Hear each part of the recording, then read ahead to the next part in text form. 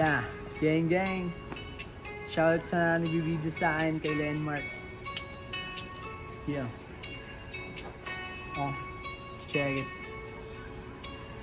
Tila ba nakakulong sa nakaraan na kahit kailan di na mababalikan. Kasi nga hinalikan na ng katapusan. Kaya alaala na tinatatabunan. Kaya wag makipagabulan. Sipin na sarili makipagunahan. Hayaan mo ang tadhana na pumili dyan. Ay tamang panahon para sa mga ganyan. Kaya sa ngayon, dami ko tanong. Dinaig ko palulong na nakakulong. Sa pag-ibig na tahimik parang bulong.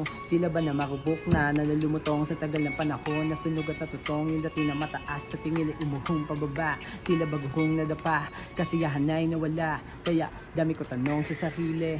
Ginawa ko ang lahat di pinili. Pero kahit na ganon na napili. Kahit ang pag-ibig di ko mapilit. Ano ba ang di ko mapirit?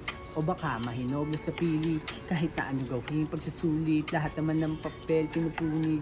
Kaya kung tama ay tama na. Kung ayaw ay ayaw na. Huwag nang pilitin ang sarili. Dahil di na kaya nga. Kung tama ay tama na. Kung ayaw ay ayaw na. Huwag nang pilitin ang sarili. Dahil di na kaya nga.